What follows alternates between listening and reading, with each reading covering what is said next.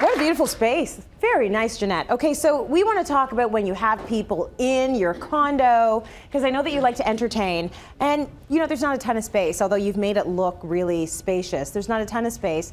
What do you need to be concerned about when you're entertaining in a small space? I think this looks so cozy and comfy, and I want to come to your party. You're invited anytime. There's a lot you can do.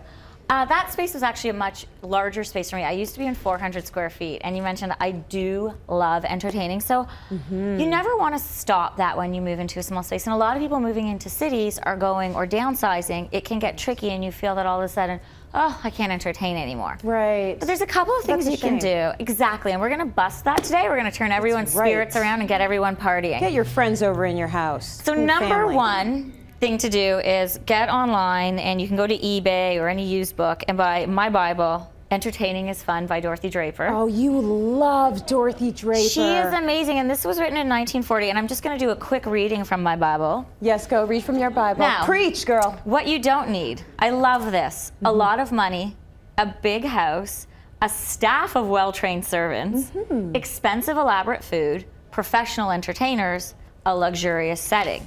What you do need, and I think number one is most important, is a hostess that expects to have a good time. Yes. Some clever touches which give your home a party feeling. Yep. Friendly guests who come prepared to enjoy themselves. Plenty of delicious food that is attractively presented. And strippers. You know what, you got number 5! Some element of unexpectedness.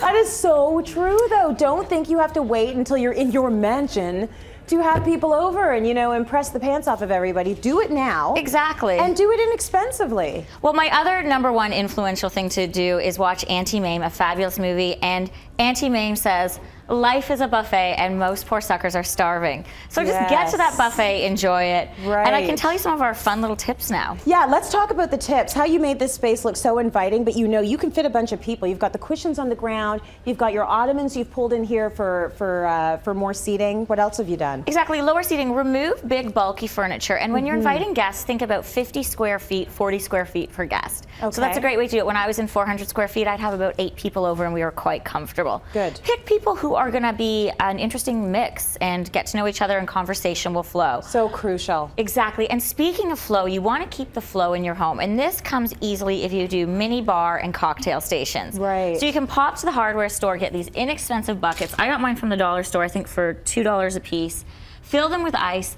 Individual bottles are great, whether it's beer, these are champagne, lots of great sodas. I went to Loblaws yesterday and they had all these classic old kind of sodas. And you can pop those in, have some in the living room, even old garden urns work, and then in your kitchen, because people are going to be using it, take half of your sink, fill it with ice, and put your bar items in there. Smart, because they're going to go there anyways. Exactly. So you might as well put some stuff out. Now, I like the idea of spreading out the food because that means you get people not stuck in the same spot all night. Exactly, and you could do finger foods. I like 7 to 10 pieces per person. Yep. And a lot of this tiered sort of lifted servingware is great because you can actually have it layered and put things underneath there. Right. Creates more room. Use your bookshelves. Clean them up before, reorganize them, make them look good, and you can have little pots of candy and popcorn and stuff on your bookshelves. Really, really simple and easy. And go for things that make the food part of your decor. So I worked with Urban Barn pulling in all these great items, and it's a lot of purple and fun pastels. So why not make the florals and even the food match your color scheme? Nice. That way you're bringing in that party feel and those colors, but it's actually in the food, so you're saving space. Now, are you big on theme? I am such a themed girl. You like the theme? I love the themes because it gives you, you know, it makes planning parties fun for you as well. True. So it makes you more interested. You can go to the craft store, buy all these things for it. Yeah. Speaking of themes, what I like to do is also give your guests a theme. You may give them something to wear. You could do a vintage card party and everyone has to dress from the 20s. But I always ask my guests to bring one parlor trick. Okay. So bring me some sort of funny card trick, a joke. Come prepared with one thing, and it's a great conversation starter. It's free entertainment. Instead of having to hire our entertainers, you can bring the entertainment. Yes. Well, I usually do the stripping at my parties. I am so coming to your parties. No. Yeah, you're coming over now, right? No. Well, Dorothy's got a whole chapter on that. Chapter 7 is like what to wear, what sort of polls to get in. Now we've digressed too far. We've gone way over the line. Okay, so now all really great tips and really accessible, which I think is the important thing. Just do it now and don't worry about anything else. Let's go to break. We've got more coming up. I love your